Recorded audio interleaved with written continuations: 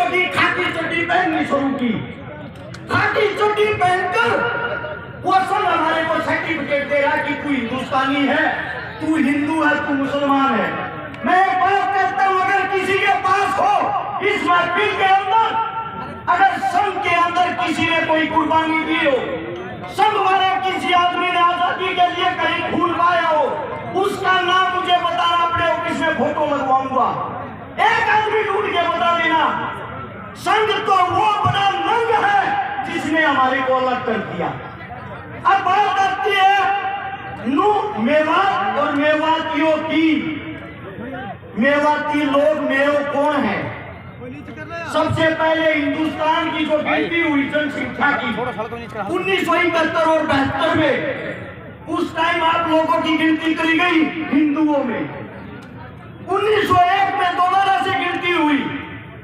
आप लोगों को अंग्रेजों ने बोल दिया भैया आप हिंदू नहीं हो, आप तो मुसलमान हो।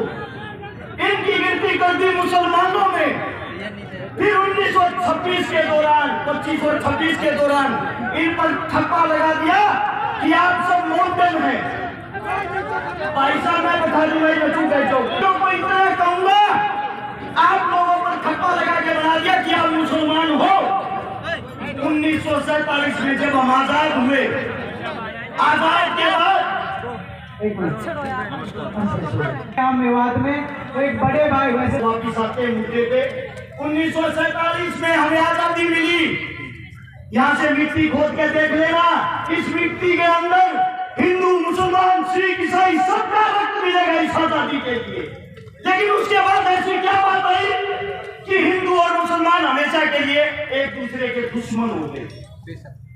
जवाहरलाल नेहरू और मोहम्मद अली जिन्ना दोनों को राजनीति का कीड़ा था, दोनों को प्रधानमंत्री बनना था। जिन्ना को बोले अपने मोमडन मुसलमान एक तरफ ले जा और नया पाकिस्तान बना ले, तेरे को प्रधानमंत्री बनना, तू वहां बैठ जा। और जवाहरलाल बोला मैं हिंदुओं पर राजनीति करूंगा, इनका प्रधानमंत्री मैं बनूंगा। दो देश अलग हुए सिर्फ राजनीति के लिए। जब राजनीति के लिए दो देश अलग हुए, हिंदू मुसलमानों में इन लोगों ने, इनकी तुच्छी राजनीति ने मारकाट मचवा दी। उस मारकाट के अंदर मेवात का भी नंबर आता है। जब मेवात का नंबर आया, मेवातियों को बोला गया हिंदुस्तान को खाली करो, क्या आप लोगों का देश नहीं है, पाकिस्तान चले जाओ। दिल्ली से रेल के अंदर बैठाते थे, आप लोगों को पाकिस्तान भेज देते थे। उस वक्त मेवातियों ने कहा हमारा हिंदुस्तान है, हिंदुस्तान किसी के बाप का नहीं, हम रहेंगे हिंदुस्तान में। और अगर पाकिस्तान लेके जाना है तो हमारी लाश को लेके जा सकते हो, जिंदा मेवाती को नहीं। इस बात का पता लगता है कि मेवातियों ने जिद पकड़ ली। देश के सबसे बड़े नेता उस वक्त के बापू गांधी को बुलाया गया कि ये ही मना सकता है इन लोगों को और कोई नहीं। ये हकीले हैं, ये जिस चीज पर अड़ जाते हैं जान दे देते हैं, वापिस नहीं है। आपके मेवात नूह के अंदर घासेड़ा गांव है, वहां पे बापू गांधी जी आए। गांधी ने आप लोगों को मनाया, तुम्हारे को अच्छी सुविधा दिलवाऊंगा, अच्छी फैसिलिटी दिलवाऊंगा, आप लोग यहाँ से पाकिस्तान चले जाओ, वापिस आ जाओगे शांति होने के बाद। ये गांधी के शब्द थे। उसी वक्त एक मेवाती गुजर ने खड़ा होकर कहा गांधी जी हमारे को हमारे देश के अंदर मिट्टी दे दो, मिट्टी नसीब करवा दो, वो काफी है, देश को छोड़ के नहीं चाहिए। ये बात सुनने के बाद गांधी ने ऐलान किया मेवाती हिंदुस्तान की रीढ़ की हड्डी है और मेवाती यही रहेगा। अब बात आती है आप लोग पिछड़ क्यों रहे हो? मेवात की खबर पढ़ के देखते हो कभी? हमारी साइड जो अखबार आता है, टीवी आता है, उसमें दिखाया जाता है मेवात मिनी पाकिस्तान है। मेवात के अंदर तो बलात्कार होते हैं, मेवात के अंदर आदमियों को काटा जाता है। हमारी नई यूथ, युवा पीढ़ी उस अखबार को पढ़ती है, सच्चे भाइयों की बातें सच मान के उस पर अमल करती है।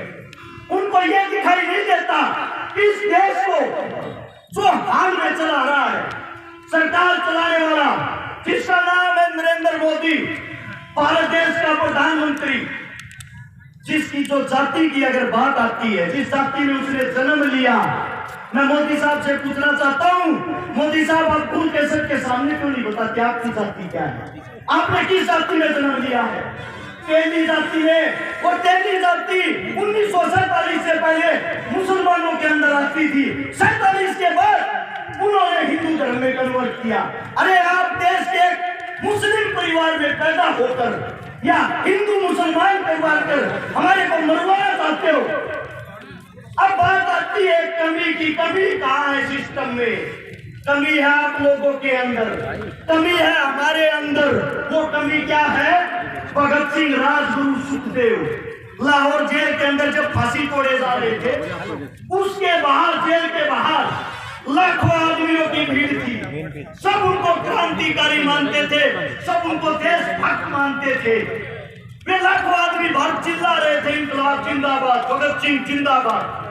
लेकिन एक भी आदमी के अंदर इंसानियत नहीं थी। वहां जितने बाहर खड़े थे, हिंदू, मुस्लिम, सिख, ईसाई खड़े थे, हिंदुस्तानी कोई नहीं खड़ा था। अगर वहां हिंदुस्तानी खड़ा होता, उन सब की ताकत एक होती, वे लाखों आदमी उस जेल की एक एक ईंट उखाड़ते, जेल का नामो निशान नहीं मिलता। और आज भगत सिंह, राजगुरु, सुखदेव तुम्हारे बीच जिंदा होते। वही हालात आज है आप लोगों के लिए। जब हम बोलते हैं, बोलने से पहले तो हमें सितारा सबका, बोलने के बाद बात आती है तो जाट जाति से है। और जाट हिंदू थे ही नहीं, दिखाते। आज तक क्या किसी गुजराती बाबू ने सरहद के ऊपर लड़ाई लड़ी है? आज तक क्या किसी गुजराती बाबू ने हिंदुस्तान के लिए शहीदी दी है? अरे लड़े हम, मरे हम, देश को चलाए हम और देश के राजा वो। आप लोगों के अंदर कमी ये है, आप अपने आप को नहीं पहचानते, आप अपनी ताकत को नहीं पहचानते, आप अपने बच्चों को आगे नहीं बढ़ने देते। ये कमी आप लोगों में। जब आपका बच्चा रोड पे मरता है तो अन्य के तुच्छ भैये आपके बच्चे को हिंदू मुसलमान बना के मार देते हैं। आप भी उस राजनीति में फंस जाते हो। आप लोगों के अंदर ताकत नहीं है क्या? आप अपने खून को भूल गए क्या? या आप धमकियों से डरने वाले हो? अगर धमकियों की बात करो, मेरी औरत जब मैं घर से निकलता हूं ये कहती है पता नहीं वापिस आएगा या नहीं। मेरी औरत जिसके साथ मेरी शादी हो रही है, उसके पेट में दूसरा बच्चा है। मेरे को यह भी यकीन नहीं है मैं उसका मुंह देख पाऊंगा या नहीं। जिस दिन से नूह मेवात के ऊपर मैं बोला, मैंने शुरुआत की ऐसी ऐसी धमकियां ऐसे ऐसे आदमियों की, सुबह मार देंगे, शाम मार देंगे। फिर भी मैं एक बात कहता हूं इस सरकार को, समय तुम्हारा, राज तुम्हारा, हिम्मत है तो मार लेना। अगर मेरे बुजुर्ग जाग गए, इनका समय आ गया, इन लोगों ने हमारे को ताकत दे दी, हम भागने का मौका नहीं देंगे। फैसला आप लोगों ने करना है। अरे इस देश का राजा किसान होता है, किसान। इस देश को संभालने वाला किसान का बेटा जवान होता है। और आप लोग अपनी ताकत भूलकर हिंदू, मुस्लिम, जाट, ब्राह्मण में फंसकर उन लोगों के बहकावे में आए हुए हो। चारों तरफ से धरती माप लेना। हर 7 किलोमीटर पर एक मंदिर मिलेगा, हर 12 किलोमीटर पर एक मस्जिद मिलेगी, हर 5 किलोमीटर पर पीर बाबा मिलेगा।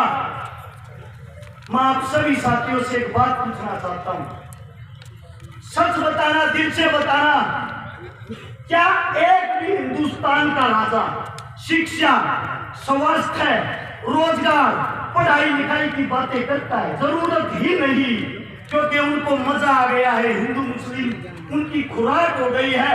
आप लोगों को लड़ाओ, कुर्सी पाओ, और फिर आप लोग कब जागोगे? मैं आप लोगों से सिर्फ एक बात कहना चाहता हूं, अगर बिना किसी निरीक्षण के वापिस अपने घर चले जाते हो, आपके बेटे, आपके उन बच्चों की उम्मीदें टूट जाएंगी जो आज हमको धमकियां देते हैं। उनकी धमकियां सच हो जाएंगी। और आप लोगों में एक कमी है, जब आप लोगों की कोई लड़ाई लड़ता है उस वक्त तो आप टांग खींचते हो, और जब आपका बेटा, आपका बच्चा मर जाता है तब उसकी आप मूर्तियां बनाते फिरते हो। अरे जितने जी अपने का हाथ पकड़ के क्यों नहीं खींचते, टांग पकड़ना छोड़ के। मैं सभी साथियों से यह कहता हूं, जो भी मोदी जी बोले वो बातें मुद्दे की करे, हिंदू मुसलमान की करे, नू मेवात की करे, ताकि सरकार को पता लग जाए जो आप भगाने वाली कला सीख रहे हो वो अब नहीं चलेगी आप लोगों की। और एक नारा जोरदार, हम सब एक हैं। मैं बोलूंगा हम सब, आप लोग बोलोगे एक हैं। पता लगना चाहिए कुर्सी के ठेकेदारों को।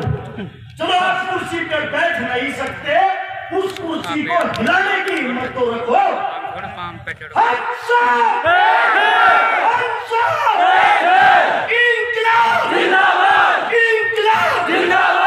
कोई मेरे मुख से गलत शब्द गलत बात निकली, आपका बच्चा आपका बेटा, हाथ जोड़ के आपके चरणों में माफी चाहता हूँ।